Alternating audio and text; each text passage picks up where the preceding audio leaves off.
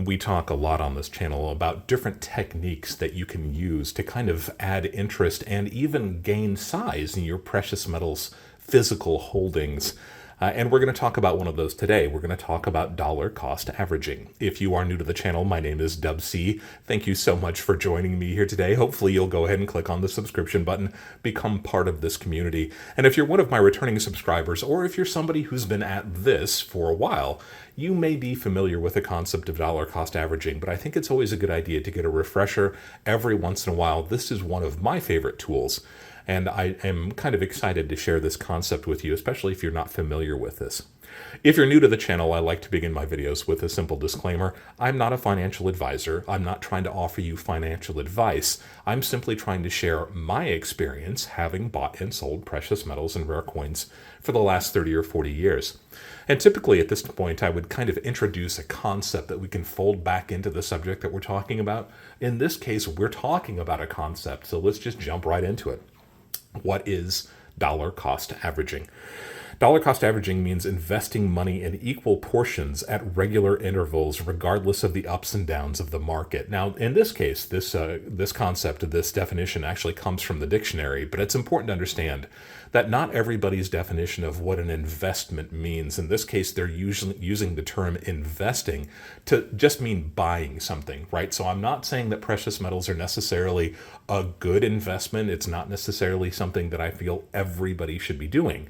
We're just talking in general terms. And the nice thing about dollar cost averaging is that it can literally apply to anything that you're buying on a regular basis. That's the beauty of it. It doesn't just have to be for precious metals or rare coins or anything else.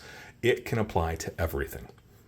So this strategy can help you manage risk by following a consistent pattern of adding new money to whatever it is that you're buying over a long period of time. So that's really what it comes down to. It is consistent equal portions in regular intervals. That's as simple as it is, and that's what's so nice about this.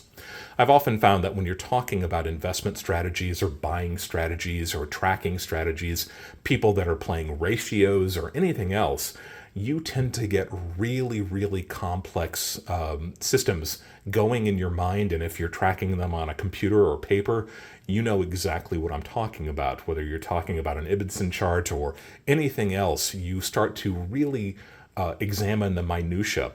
And you can sometimes talk yourselves out of a good situation, or even worse, talk yourself into a bad situation because of the complexities associated with whatever technique you're using. The beauty of dollar cost averaging is that it's really simple. It's set it and forget it kind of investing or buying.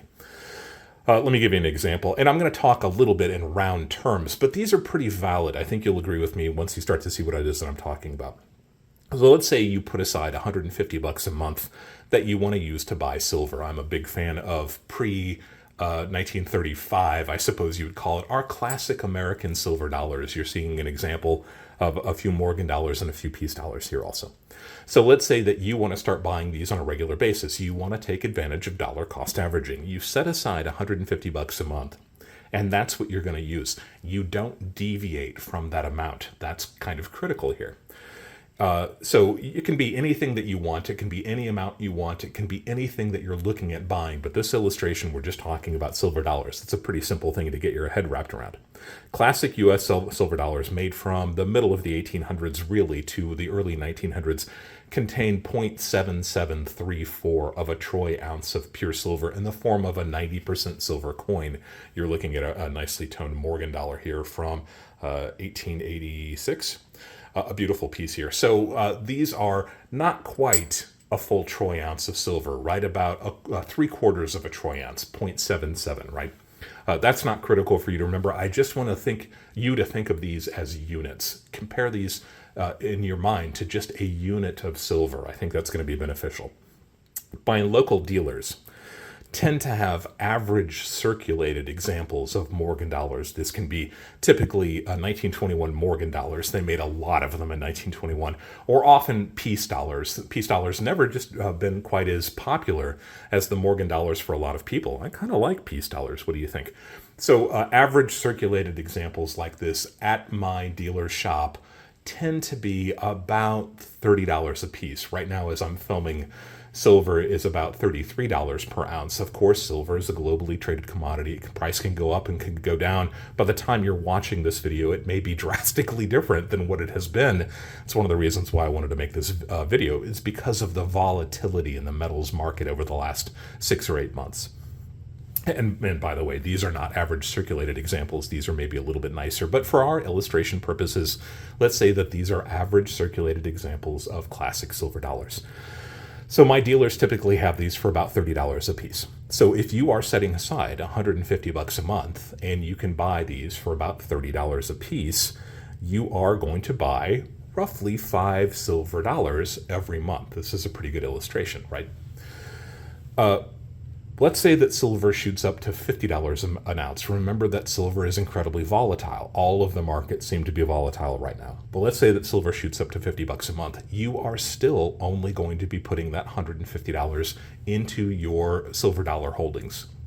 So at $50 an ounce of silver, let's say that instead of being able to buy 5 of these, you're only able to buy 3. That's kind of logical. $50 a piece, $150, right? So you're only able to buy 3 of those.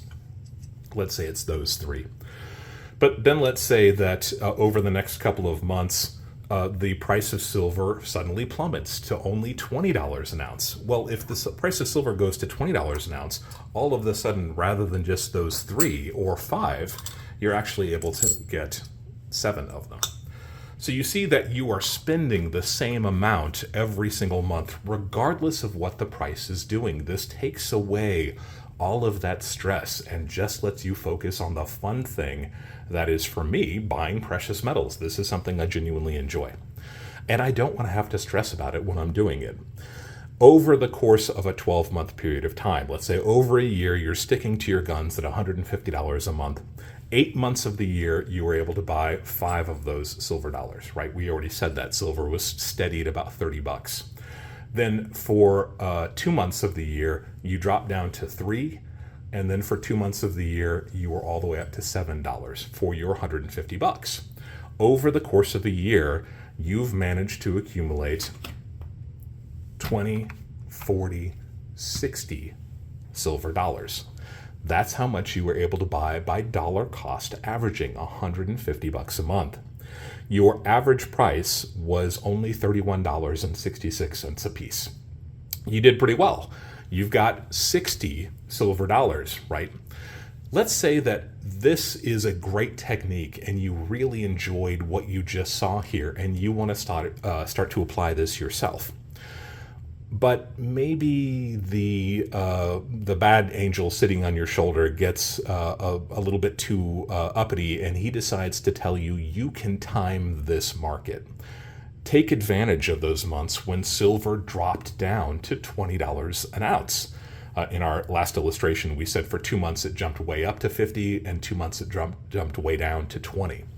So let's say that you think you can time this market perfectly and you want to just invest in those months where silver dropped down to 20. In my experience, that almost never happens. It really does. And the psychology behind it is fascinating. Sometimes people call this catching a falling knife. When you see commodity prices dropping dramatically, the last thing in the world that most people want to do is put money into that. They think they're going to lose their shirts. Catching a falling knife is a great term for that. I've been watching this for decades and I have seen it over and over again.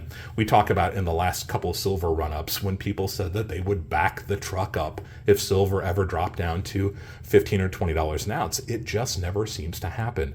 Once you see those prices start to drop, you get nervous and the last thing you want to do is buy precious metals.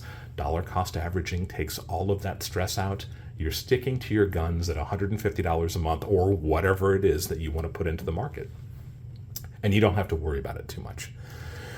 So what happens if you just happen to be into the idea of putting all of your money into the market when silver hit that $50 per ounce range that we talked about for the 2 months in our last illustration? If you are one of those unlucky people that just happened to buy your silver dollars when silver shot up to $50 an ounce, you're only managing to buy about 36 silver dollars instead. Now, if you were lucky enough to time the market perfectly, then maybe you got away with it. But again, that doesn't seem to happen.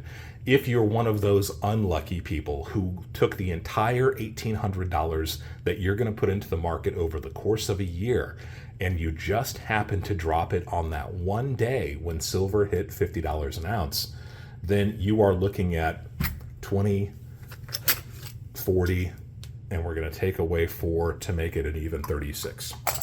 So now you can see what you're left with. If you are dollar cost averaging and you're making good use of that idea, you've got 60 silver dollars. If you weren't dollar cost averaging and you just happened to buy on that 1 month or that one day when silver shot up to $50 an ounce, you're left with only 36 silver dollars. And at 36 silver dollars, they are costing you about $50 a piece. This is the beauty of dollar cost averaging. Yes, you can just happen to time it perfectly. It happens so rarely that I don't even like to think of that as a possibility. Dollar cost averaging takes all of the stress out of the equation. It lets you be consistent. It lets you focus on the things that you like, those special mint marks, the special condition, hunting for those pieces that really excite you, rather than just trying to frantically drop all of your $1,800 yearly allotment at one time and timing the market poorly. What happens if you time the market poorly and you buy your 36 silver dollars instead of your 60 silver dollars that everybody following dollar cost averaging was able to get? And let's say that a month later, you have to tap into your precious metals holdings for whatever reason, an unexpected expense comes up. And at that time, because of the averages that we've seen happen in the market, silver just happens to drop to $30 or $25 or $20 an ounce. Now you have to exit out of your position, your 36 silver dollars. But instead of getting all of that $50 an ounce that you had to pay for them, you're selling now when silver is $20 or $25 an ounce. So you're getting it coming and going. This is the danger of trying to time a market. I want to be very clear about this. There are people who study the markets very, very carefully. There are people who really understand the subtle nuances of global trade and everything else that goes into affecting the prices of precious metals. I've been doing this for a very long time, and that is still not me. I would not begin to call myself an expert in the fluctuations of precious metals. That's why I think dollar cost averaging is a really interesting option to at least examine. So you can time this. You can pull out exactly the right moment to be dropping this entire amount. Dollar cost averaging takes all of the worry, all of the stress out of the equation. Let me know what you think about this. Are you currently employing the concept of dollar cost averaging? Doesn't have to be for precious metals. This is one of the things that we see all the time when it comes to investment vehicles like 401ks or 403bs.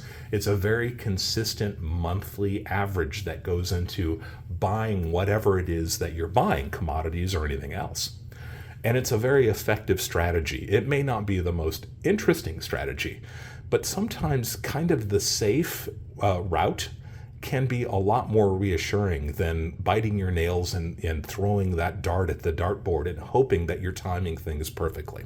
Dollar cost averaging. Let me know what you think about it. Let me know if you are currently employing it. Let me know if this is something that you want to explore a little bit further. If you've got examples of how dollar cost averaging has worked for you, love to see that comment. Go ahead and leave that comment down below. If you have questions about anything that we talked about here today, by all means, feel free to leave a question. I'm a big fan of saying if you've got a question, there's a good chance somebody else has that question. Let's see if we can answer it for everybody. I recently launched a series of videos called the Subscriber Question and Answer video series, where we take a question from one of my subscribers and we expound on that, give an entire video's worth of content. So if you've got a comment that may eventually work into a video, love to see those comments down below. And if I do make a video based on your comment or question, I'll make an entire video out of it and I'll give you a great big shout out in the video. If you have not yet subscribed to the channel, definitely go ahead and click on that subscription button. Love to have you be part of this community. I typically air videos on Friday evenings. Maybe you're watching this video with me on a Friday night. Maybe you're watching it in the middle of a week. But check your calendar, see if you can join us. Typically, those videos air after around 7 or 8 o'clock on Central Time on Friday evenings. And we often go live immediately after those, with a live stream, and that helps you ask questions of me in real time. You'll see my answers, you'll hear my answers. It's also a great way to connect with other people in the community, leave comments, say hi to them. A fun way to start your weekend. Dollar cost averaging. Always be learning. And thank you for allowing me to be a part of your journey as we go deeper into the world of coins and physical precious metals.